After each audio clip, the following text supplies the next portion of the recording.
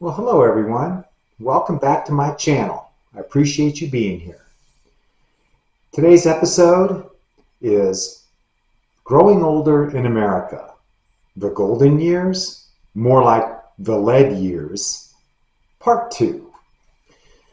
So basically, when we say the Golden Years, or when we grew up with that phrase, the Golden Years, representing us as we got older, it was to connote a few different things. One was, of course, to suggest that as you got older, life was better, you could retire, you could start enjoying life, you could do all the things that you only dreamed about doing when you were on the wheel grinding away in your job. That's what the golden years, I think, was initially a connotation for. But in reality, as I've stated before, it's in no way the golden years. You know, gold in itself, it suggests things. The color gold is actually a representation for luxury, also for success, triumph, and fortune.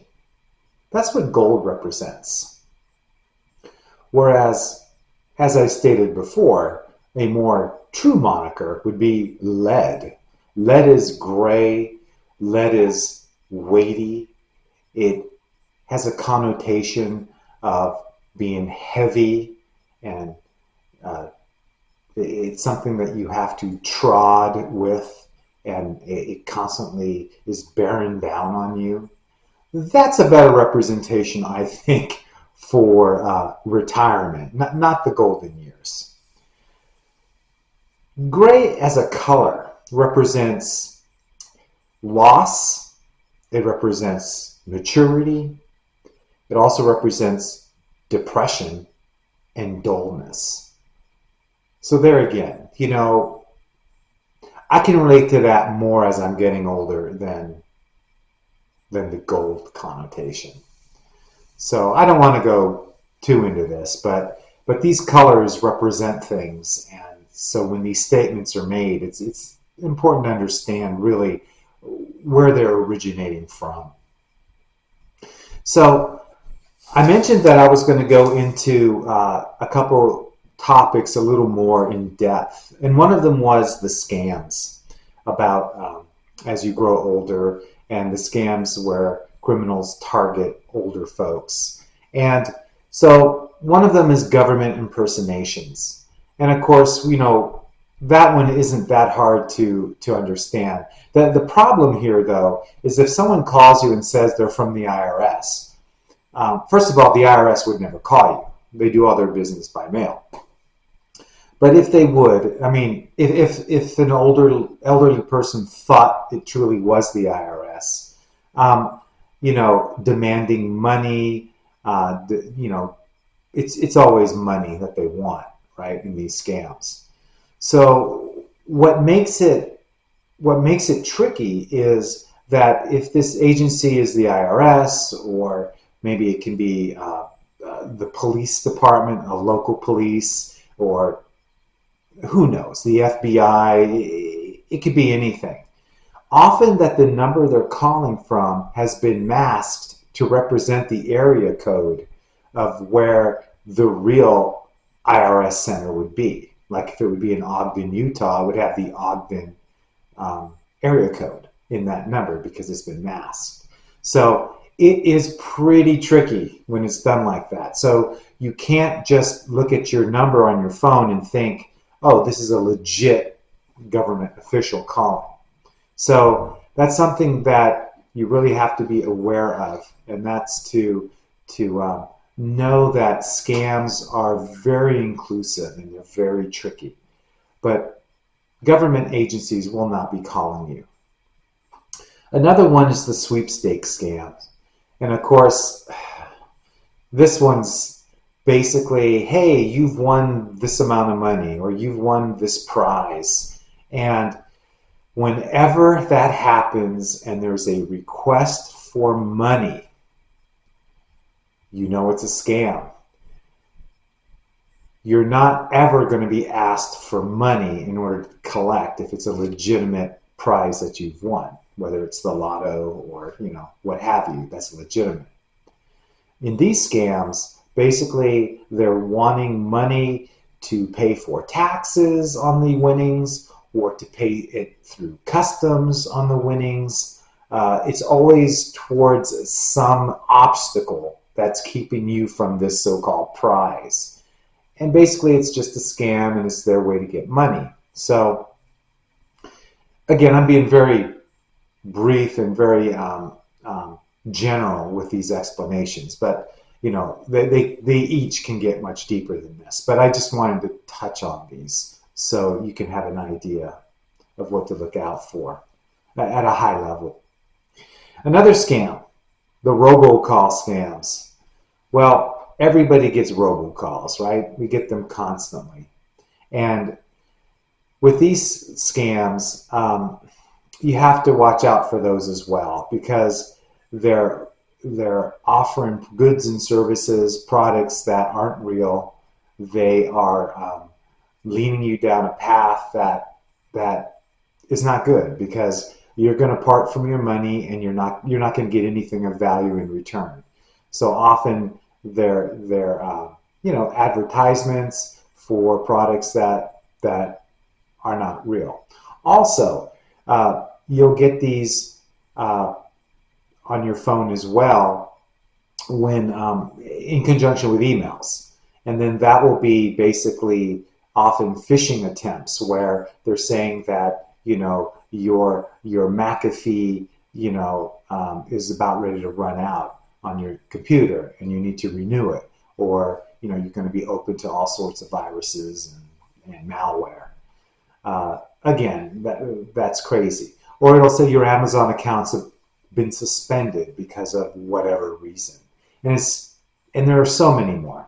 And it's usually about a warranty that you never had in the first place, and it's going to expire, and you got to renew it. It just never ends. So you have to always be aware of those. Don't respond to them. Don't acknowledge them. Just delete those kind of emails. Delete those kind of calls.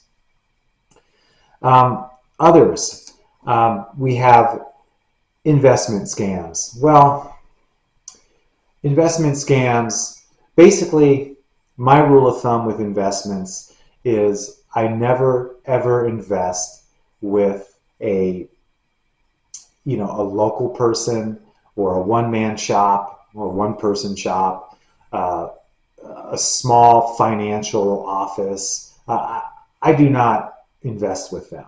And it's not that they are not reputable people. Many of them are, and they're just starting out, or they've been in business and they've purposely kept their business small, for lower overhead and reasons like that. And the services they provide are legitimate. However, I've heard so many horror stories about scams and Ponzi schemes and all of that. And a lot of those originate from small one-man shops, where one-person shops, where the Ponzi scheme originates, and it's where they lure in their clientele, their investors, and basically they have nothing to offer. They don't invest the money that they're given in good faith, and basically they just spend it and they pay off older investors with newer investor money. So classic Ponzi schemes, and they generally originate in a small kind of setting like that. So I save my investing for, Vanguard, Fidelity, real companies that have been doing this for decades. So always beware of investment scams, okay? It doesn't matter if your friends are in them or other family members. Always beware of those, Others, romance scams. These are sad because basically they prey on people's loneliness. So, you may go to a dating site and you strike up an internet relationship, and it doesn't take long often for the other party to start asking for money. And, many people will give that money and they'll make money orders and send it. And some of these, before you know it, over a period of months, they've given thousands of dollars. And unfortunately, sometimes these people really don't exist. They aren't the person they're pretending to be. It's all fake. I'm sure you've heard of the term catfishing, and some of these are straight up catfishes. Whereas others, they are real people, but they really have no intention of being with you in the near future or distant future. They just want their money right now. And it's just really sad because, the victims end up, losing a lot of money and, have a broken heart too. So you have to be very vigilant about that. If you do online dating, don't give money. Don't send money. That's really the best advice that can be had there. Okay, what else do we have? Medicare and health insurance fraud. Yeah, this is a huge topic. And really the thing that you need to really watch out for here is make sure that when you're dealing with Medicare, not Medicare itself, but all the private insurance companies that work with Medicare. That's what I'm focusing on here. Make sure that you're dealing with an agent who can really help guide you through those processes, okay? You want to deal with a reputable agent, and there are several good Medicare groups on YouTube. They do regular, videos just sort of describing their business model and giving a lot of great little videos on advice and what the programs offer and this and that. And I've watched many of those kind of videos, and they're legit. A lot of them are legit. So I would recommend you, getting with a insurance, a licensed insurance agent that from a reputable firm that you've gotten to know a little bit, and ask a lot of questions because they can steer you towards what plans, what Medigap plans, what Advantage plans, what prescription drug plans are best suited for you and your needs based on your health and also where you live. So I highly recommend doing that. Keep in mind, you don't pay a licensed insurance agent any money, okay?